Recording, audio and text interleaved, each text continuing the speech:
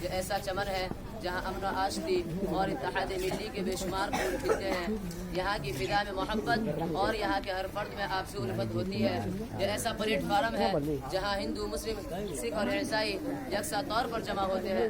گویا ہندوستان آپسی اتحاد کا حسین سنگم ہے اور یہاں پر سارے مذاہب محترم ہیں. سامعین محترم، ہندوستان میں جہاں دیگر ادیان و مذاہب کے لوگ قیام پذیر ہے، وہیں پر مسلمان ہندوستان کی ریڑھ کی ہڈی کی حیثیت رکھتا ہے. یہ حقیقت ہے کہ ہندوستان کی تقدیر کو مسلمانوں نے اپنے پورے جگر سے سنوارا ہے. ہر ہندوستانی کو سر اٹھا کر جینے کا حق مسلمانوں نے دلایا ہے.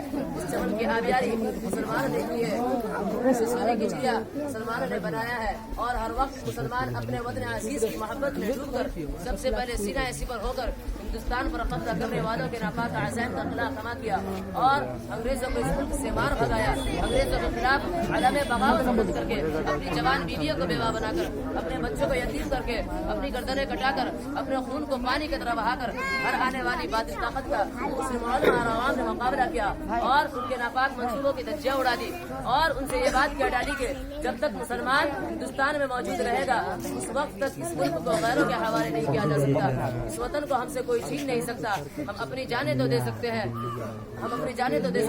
مگر ہندوستان نہیں دے سکتے، اس لیے کہ یہ ملک ہمیں جان سے زیادہ پیارا ہے. اس کی تقدیر کو ہم نے نکارا ہے.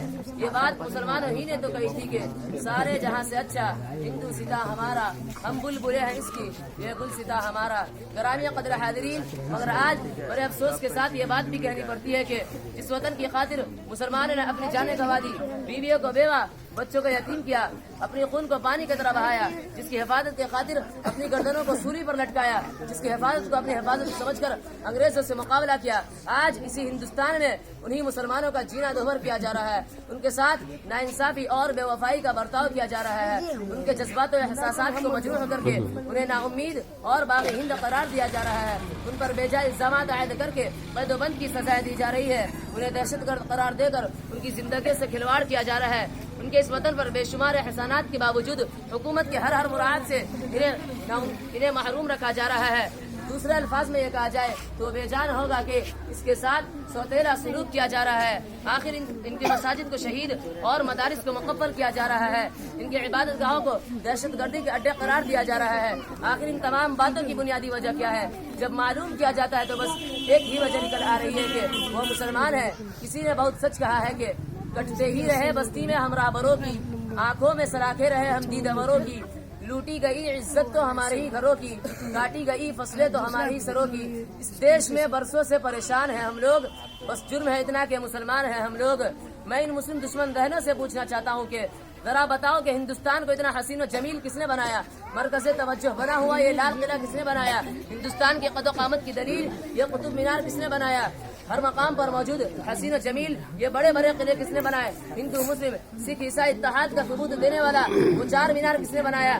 ارے ہندوستان کے ماتھے کا سندور یہ تاج محل کس نے بنایا؟ بالآخر تم یہ کہنے پر مجبور ہو جاؤ گے کہ یہ سب مسلمانوں کی دین ہے، مسلمانوں کی مرہون منت ہے. ان ساری باتوں کے باوجود بھی اگر تم انکار کرو گے تو ہر مقام پر قرآن آیات اور عربی تحریرات نقش ہے. قطب مینار قرآن آیات، لال قلعہ میں ہماری مسجد ہے قرآن آیات سے جگمگا رہا ہے.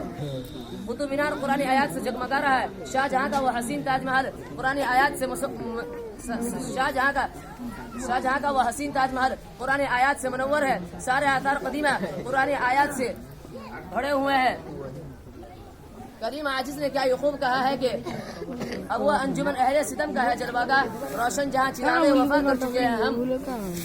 کس جگہ بیاض وطن سے مٹاؤ گے ہر ورق پہ مہر وفا کر چکے ہیں ہم.